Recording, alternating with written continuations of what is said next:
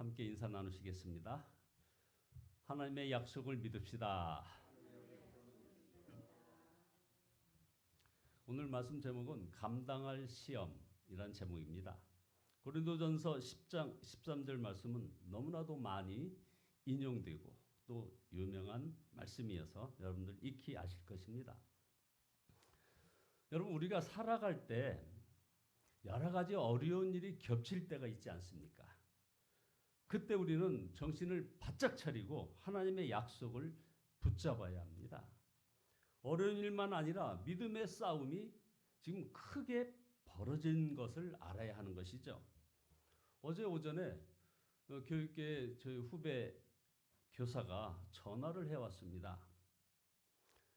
이분은 50대 중반인데 위암 판정을 받고 이제 이번 목요일 날 세브란스에서 그것을 어떻게 수술할 것인가를 통보받는 그런 날인데, 그때까지 기다리는 이 기간이 너무 고통스럽고 불안하고 또 화가 나고, 그래서 어쩌다가 내가 이렇게 됐는가라고 고민하다가 저한테 전화를 해서 전화로라도 좀 기도를 좀 부탁한다고 이렇게 연락이 온 겁니다. 그래서 저는 하나님의 약속을 굳건히 붙잡고 나아가자고 기도를 했습니다.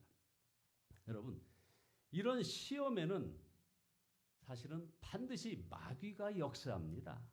마귀가 우리를 넘어뜨릴 그런 여지가 생기는 것입니다. 그러므로 어떤 시험을 만나든지 마귀가 의도하는 대로는 안 한다는 이런 원칙이 분명해야 하는 것입니다. 지난주 목사님께서 설교하신 것 가운데 아담이 사탄 관리, 뱀 관리에 실패했다 하는 지적을 해주셨는데 정말 해안이십니다. 마귀가 의도하는 대로는 안 한다 하는 이런 원칙, 이것이 우리가 분명히 해야 한다 이 말이죠. 마귀는 어떻게 해서든지 우리의 믿음을 흔들기를 원합니다. 하나님의 존재, 하나님의 임재, 그리고 하나님의 그 사랑, 또 하나님의 나라 등에 대해서 의심하게 만드는 것이 마귀의 일입니다. 시험을 당할 때 우리는 쉽게 나만 이렇게 어려움 당하고 있다, 나만 특별히 더 큰 어려운 일을 겪는다, 이런 생각을 합니다. 그러나 지금까지 이 세상에서 자기가 제일 불행한 사람인 줄 알았고, 그러나 알고 보니까 그렇지 않다는 것을 이제 알게 되는 겁니다. 다른 사람들은 자기보다도 더 무거운 짐을 지고 살아간다는 사실을 이제 알게 되는 거죠. 여러분, 코로나19 이후에 여러 가지 어려움을 겪는 사람들이 많아지고 또 앞으로도 더욱 그러리라 예측이 됩니다. 그래서 교회도 여간 고민이 아닌 것이죠. 그러나 우리가 명심해야 합니다. 예수님을 믿는 우리는 어려움 때문에 무너지는 것이 아니라 하나님의 약속을 믿지 못하여 무너진다는 것입니다. 자, 그럼 첫째, 우리가 어떤 시험을 당할지라도 능히 이기게 해줄 하나님의 약속이 있습니다. 바로 오늘 본문 고린도전서 10장 13절의 이 말씀입니다. 사람이 감당할 시험 밖에는 너희가 당한 것이 없나니. 이 약속의 말씀을 믿고 안 믿고는 시험을 만날 때 엄청난 차이가 생기는 것입니다. 이 말씀에는 두 가지 분명한 약속이 나옵니다. 첫 번째 약속은 바로 감당할 시험 밖에는 허락하지 않으신다는 것입니다. 고린도전서 10장 13절에 사람이 감당할 시험 밖에는 너희에게 당한 것이 없나니 오직 하나님은 미쁘사 너희가 감당하지 못할 시험 당함을 허락하지 아니하시고. 정말 엄청난 약속이지 않습니까? 이 약속을 믿으면 어떤 시험 앞에서도 마음이 무너지지 않습니다. 마음, 얼마나 중요한 부분입니까? 마음. 우리가 시험하면 바로 욥이 생각나는데, 도저히 감당할 수 없을 것 같았던 그런 시험을 욥이 만났습니다. 그러나 우리가 다 알다시피 하나님께서 욥이 감당할 수 있다고 믿으셨기에 이 시험을 허락하신 것입니다. 그러니까 우리도 마찬가지라는 것입니다. 그러므로 어떤 어려운 일이 생길지라도 감당할 수 있으니 허락하셨음을 믿어야 하는 것입니다. 물론 시험이 없으면 좋겠지만 그러면 우리 믿음이 자라지 않습니다. 간증도 없고 뭐 감격도 없고 상급도 없는 것입니다. 그것은 결코 우리에게 유익하지 않습니다. 아브라함도 모세도 다윗도 요셉도 다 시험을 거치고 하나님께 쓰임을 받지 않았습니까? 그러므로 하나님께서 우리에게 시험이 필요하기에 주셨음을 우리가 믿어야 하는 것입니다. 물론 우리가 하나님의 뜻을 다 이해할 수는 없습니다. 그래서 시험이 길어지거나 겹치면 하나님을 원망하거나 하나님의 사랑을 의심하거나 뭐 이길 수 없다고 낙담하기 쉽습니다. 이게 우리의 심정입니다. 그 심정을 물론 충분히 이해할 수 있지만 그러나 다 하나님의 뜻이 이해가 된다면 믿음이 무슨 소용이 있겠습니까? 너무나 절망적이고 너무나 두렵고 너무나 힘들고 너무나 억울하고 너무나 낙심이 될 때 어렵고 낙심되는 일만 생각하지 말고 믿음의 싸움이구나 이렇게 명심해야 하는 것입니다. 시험 중에 믿음으로 감사하며 우리는 외쳐야 합니다. 감사합니다 주님, 감사합니다 주님. 사도 바울이 실제로 그렇게 하지 않았습니까? 고린도후서 12장 9절에 보면 나에게 이르시기를 내 은혜가 내게 족하도다. 이는 내 능력이 약한 데서 온전하여짐이라 하신지라. 그러므로 도리어 크게 기뻐함으로 나의 여러 약한 것들에 대하여 자랑하리니 이는 그리스도의 능력이 내게 머물게 하려 함이라. 둘째로 그러면 하나님은 막연히 믿으라고만 하셨는가? 그렇지 않습니다. 두 번째 약속을 주셨습니다. 시험 당할 즈음에 또한 피할 길을 내사 너희로 능히 감당하게 하시느니라. 그러니까 무조건 믿고 기다려라라고 하시지 않고 시험 당할 때 반드시 피할 길을 주신다는 것입니다. 베드로가 예수님을 3번이나 부인하고 저주까지 했는데 주님은 이미 베드로에게 이런 일이 일어날 것에 대해서 여러 차례 경고해 주었습니다. 누가복음 22장 31절에 보면 시몬아 시몬아 보라 사탄이 너희를 밀가부르듯 하려고 요구하였으나 하는 말씀이 있습니다. 그런데 주님은 경고만 하신 것이 아닙니다. 이런 말씀을 건성으로 들은 베드로 앞에 기도로 준비를 하셨습니다. 누가복음 22장 32절에 보면 그러나 내가 너를 위하여 내 믿음이 떨어지지 않기를 기도하였노니 너는 돌이킨 후에 내 형제를 굳게 하라. 이것이 우리 주님께서 실패한 베드로를 위하여 준비하신 피할 길입니다. 마귀가 우리를 삼키려고 우는 사자같이 주위에 두루다니고 있습니다. 그러나 하나님께서 우리가 시험에 들지 않게 완벽한 준비를 다 해주셨습니다.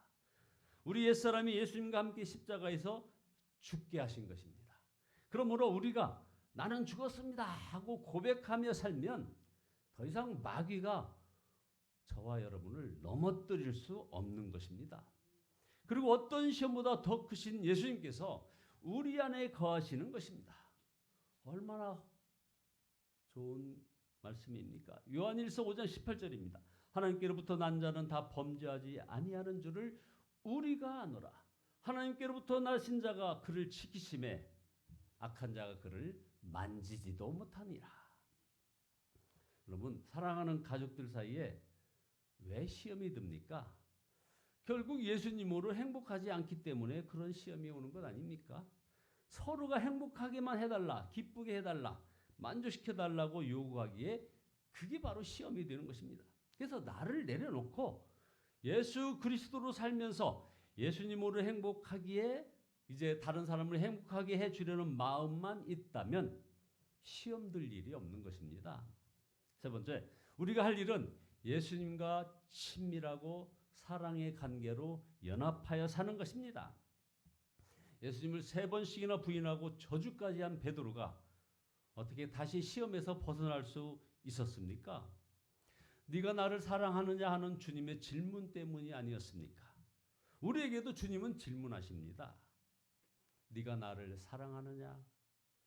이 질문에 모든 시험거리가 다 녹아지는 것입니다. 예수님께서는 하늘보좌를 버리시고 우리에게로 오셨습니다. 지금도 성령으로 우리 안에서 거하여 계십니다. 그런데 왜 우리에게 이 예수님이 서먹서먹한 존재입니까? 왜 그렇게 친밀감이 없습니까? 우리 안에 예수님을 향한 간절함과 사랑이 없기 때문에 그런 것입니다.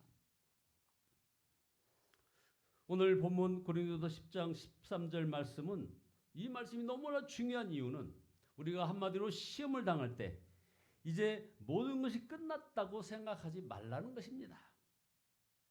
제가 바로 그 위험 판정을 받은 그 후배에게 기도해 준 핵심 내용이 바로 이겁니다. 이제 모든 것이 끝났다라고 생각하지 마라. 가장 큰 시험은 이게 바로 가장 큰 시험이죠. 이제 끝났구나. 나는 더 이상 버틸 힘이 없어 하는 그 생각입니다. 여러분, 이 생각도 믿음인 것입니다. 그때 감당할 시험만 허락하신다, 반드시 피할 길을 주신다는 하나님의 약속을 정말 믿어야 하는 것입니다. 여러분들 지나온 날들 한번 생각해 보십시오. 실로 많은 시험을 당하지 않았습니까? 그때마다 우리는 낙심하고 괴로워했습니다. 그러나 나중에 보니 거기에 하나님 예비하신 길이 있었고 그래서 우리가 여기에까지 왔습니다. 피할 길이 있었기에 여기까지 온 것이 아닙니까? 지금 당하는 시험도 마찬가지입니다. 길이 있다는 것을 믿어야 하는 것입니다. 그러면 그 어려움에 대하여 감사할 수 있고 오히려 즐길 수도 있는 겁니다. 주님은 어떤 일을 행하실까? 지금은 여러분 영적으로 깊은 늪과 같은 그런 시기입니다. 언제 끝날지 모르는 그런 긴장과 두려움이 사실은 계속되고 있습니다. 이런 시기에 극히 조심할 것은 자신도 모르게 육신을 따라 살며 세상을 기웃거리는 것입니다. 여러분은 지금 어디서 즐거움을 찾고 있습니까? 시간이 나면 여러분의 마음은 어디로 달려가고 있습니까? 누구나 결국 마음의 즐거움을 따라 살게 마련입니다. 지금 가지 말아야 할 길을 가고 있는 사람이 있는 것 같습니다. 하지 말아야 할 일을 하고 있는 사람이 있는 것 같습니다. 품지 말아야 할 마음을 품고 있는 사람이 있는 것 같습니다. 우리 눈에 보이지 않지만 허다한 많은 증인들이 지켜보고 있으며 무엇보다도 주님이 우리 안에 거하여 계심을 알아야 하는 것입니다. 큰 죄가 아니라고 핑계하고 또 그것을 합리화하지 말아야 합니다. 어느 한순간에 영혼이 무너지는 사람, 그런 사람은 없습니다. 영혼이 서서히 메말라가다가 결국 회복할 수 없는 지경에 이르는 것입니다. 작은 병이 점점 깊어지는 것과 같습니다. 매일 씻지 않으면 몸에서 냄새가 나는데 자신은 깨닫지 못하는 것과 같다 이 말입니다. 그래서 대면 예배를 우리 담임 목사님께서 그렇게 강조하시는 거 아닙니까? 여러분 교회로 오십시오. 결론입니다. 때때로 모든 일을 의무감으로 감당하고 있는 저 자신을 발견할 때가 간혹 있습니다. 때로는 이제 감격도 사라지고 그래서 여기가 한계인가 보다라는 생각이 들기도 합니다. 그럴 때마다 우리 주님께서 크게 경고하심을 깨닫습니다. 뒤로 물러서지 말라 하는 말씀입니다. 히브리서 10장 38절에 뒤로 물러가면 내 마음이 그를 기뻐하지 아니하리라. 여러분 우리가 살 길은 어떤 형편에서도 예수님께로 한 걸음 더 다가가는 것입니다. 잘못된 길에 있음을 깨달았지만 어떻게 돌이킬 수 있을지 절망하는 이들도 혹시 있을지 모르겠습니다. 이때도 우리가 할 일은 하나님의 약속을 믿는 것입니다. 우리가 할 일은 뒷걸음하지 않고 한 걸음이라도 예수님께로 더 가까이 가는 겁니다. 그러면 주님은 우리를 향하여 달려오심을 알게 되는 것입니다. 이제 어떤 시험 앞에서도 하나님께서 능히 이기게 하심을 믿고 감사하고 찬양하는 성도님들 모두 되시기를 예수 그리스도의 이름으로 축원드립니다. 기도하시겠습니다. 어떤 시험 앞에서도 흔들리지 않고 염려하지 않고 원망하지 않게 하시는 우리 주님을 찬양합니다. 그러나 아버지 하나님 회개합니다. 여전히 두렵고 염려와 원망이 많았음을 고백합니다. 주여 용서하여 주시옵소서. 이제 어떤 시험 앞에서도 우리 하나님께서 능히 이기게 하심을 믿는 저희들 되기를 소원합니다. 그리하여 저희들의 진정 입술에 감사와 찬양이 떠나지 않게 되기를 소원합니다. 아버지 하나님 지금의 모든 이 시험, 질병, 아버지 모든 관계 어려움을 능히 헤쳐나갈 그런 말씀을 저희들에게 허락하여 주시옵소서. 그래서 하나님의 그 약속을 굳건히 믿고 나가는 저희들 되기를 소원하오니 주여 동행하여 주시옵소서. 예수 그리스도의 이름으로 기도드리옵나이다. 아멘. 543장입니다.